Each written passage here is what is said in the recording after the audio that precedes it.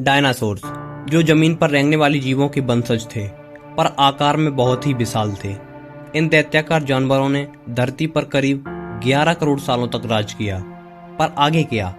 ऐसा क्या हुआ कि ये डायनासोर्स अचानक विलुप्त हो गए? आखिर क्या थी वो घटना जिससे एक भी डायनासोर्स नहीं बच सका? और आखिर कहां से आए हम इंसान?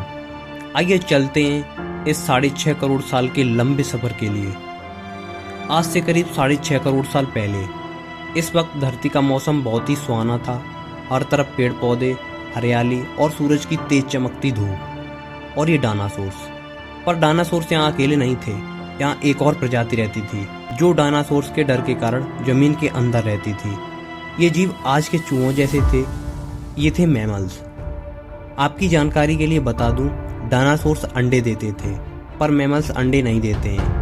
हम इंसान भी मैमल्स हैं। जिस डर से ये जीव जमीन के अंदर रहते थे, वही डर इनके लिए वरदान साबित होने वाला था। जब ये सारे जीव धरती पर आराम से रह रहे थे, उस वक्त 10 किलोमीटर से भी ज्यादा रेडियस वाला एक एस्टेरॉयड धरती की ओर बढ़ रहा था। ये एस्टेरॉयड जैसे जैसे धरती के पास आता जा रहा था, वैसे वैसे इसकी स्पीड बढ़ती ही जा रही थी। जैसे ही एस्टेरॉयड धरती के ग्रेविटेशनल फील्ड के अंदर आया, इसने एक आग के गोले का रूप ले लिया। ये एस्टेरॉयड करीब 70,000 किलोमीटर पर आवर की स्पीड से भी ज्यादा की स्पीड से धरती की तरफ बढ़ रहा था। इसकी चमक इतनी ज्यादा थी कि इसके 800 किलोमीटर की रेडियस में जो भी जीव थे, वो सारे अंधे होने लगे। वो जीव इसे देख नहीं सकते थे, पर महसूस पूरी तरीके से कर पा रहे थे। और यहाँ से होती है धरती के सबसे बड़े महाप्रलय की शुरुआत। एस्टेरॉयड जमीन से टकराता है और एक बहुत ही भयानक विस्फोट होता है। ये विस्फोट इतना ताकतवर था कि इसके टकराने पर पृथ्वी की लाखों मीटर की टन धातु वायुमंडल में चली गई। विस्फोट वाली जगह पर करीब 180 किलोमीटर चौड़ा और 20 किलोमीटर गहरा गड्ढा बन गया, और इस गड्ढे की धूल मिट्टी एक घने बादल का रूप लेने लगी। इस टक्कर से रेडिएशन की मात्रा इतनी बढ़ गई कि इसके 800 किलोमीटर के दायरे में आने वाले सभी जीव जलकर राख बन गए। ये उड़ने वाले जीव शायद इन जमीनी खतरों से तो बच गए, पर ये तो महाप्रलय की शुरुआत थी।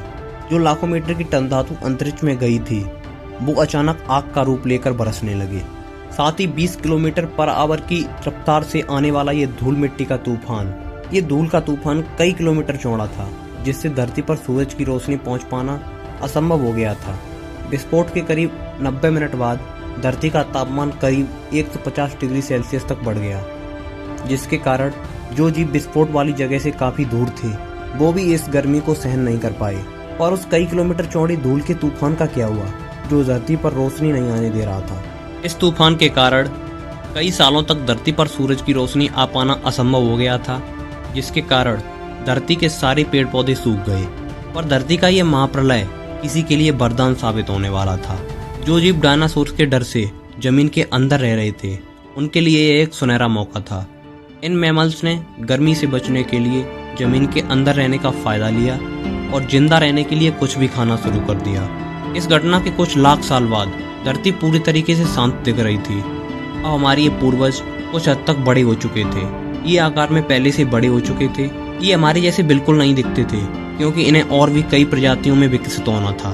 आज से करीब 4.7 करोड़ साल पहले अब धरती का वातावरण पूरे तरीके से बदल चुका था। धरती का तापमान करीब 24 डिग्री सेल्सियस था और धरती का एक दिन करीब 24 घंटे का होता था। धरती पूरे तरीके से शांत थी और धरती के सारे भूभागों की रचना हो चुकी थी, सिवाय एक रचना के। अचानक धरती के टेक्टोनिक प्लेट्स में बदलाव होने लगा और धरती का एक भूभाग एशिया महाद्वीप की ओर बढ़ने लगा। ये वही भूभाग है जहाँ इस वीडियो को देखने वाली मैक्सिमम ऑडियंस रहती है, हमारा भारत, हमारा घर। ये दोनों भूभाग आपस में टकराते हैं और एक नई भू श्रृंखला का निर्माण होता है, हिमालय। और ये रही दुनिया की सबसे ऊंची चोटी, माउंट एवरेस्ट।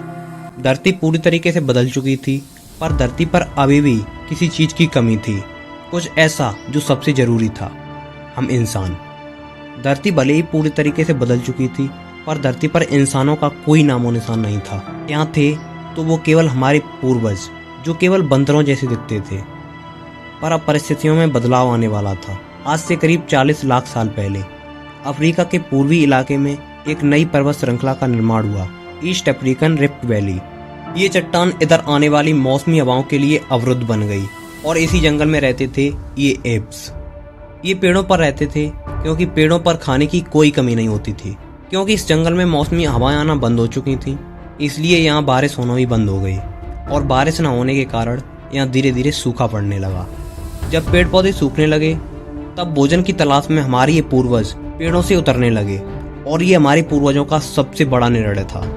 धीरे धीरे हमारे पूर्वज विकसित होने लगे और कई लाख सालों के विकास क्रम के बाद ये दो पैरों पर चलना सीख चुके थे।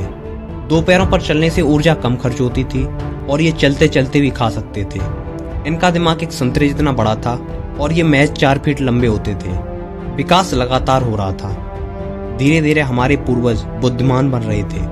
कुछ हजार सालों बाद हमारे पूर्वजों ने पत्थरों से हथियार बनाना सीख लिया था और अब तक ये आग को भी काबू करने लगे थे।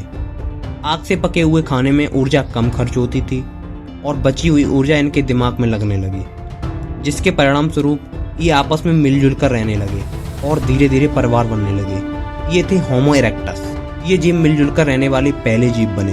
इन्होंने अपने संदेशों को एक दूसरे तक पहुंचाने के लिए अलग अलग आवाजें निकालना शुरू की, जिससे भाषा का निर्माण हुआ, जिसके कारण हम आपस में बात कर सकते हैं।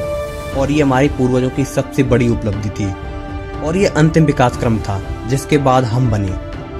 आज से करीब 2 लाख साल पहले कई सालों के विकास क्रम के बाद हमारा अस्तित्व हुआ, होमो सेपियंस यानी बुद्धिमान जीव। हम हर जीव की तुलना में सबसे आगे थे। हमारे पास औजार थे, हमारे पास भाषा थी और सबसे बड़ी चीज हमारे पास दिमाग था। आज से करीब कुछ सेकंड पहले हमने और आपने साथ में मिलकर करीब 4.5 अरब सालों का सफर तय किया। अब हम वापस आ चुके हैं अपने घर। ये है हमारी दुनिया। आज हम काफी विकसित हो चुके हैं। हमारे आसपास होने वाली हर एक घटना को हम बारीकी से जान सकते हैं। हम जानते हैं कि ये समुद्र कहाँ से आए, हम जानते हैं ये पृथ्वी कहाँ से आई और इस धरती पर जीवन कैसे आया। पर अभी भी हमारा सफर खत्म नहीं हुआ है।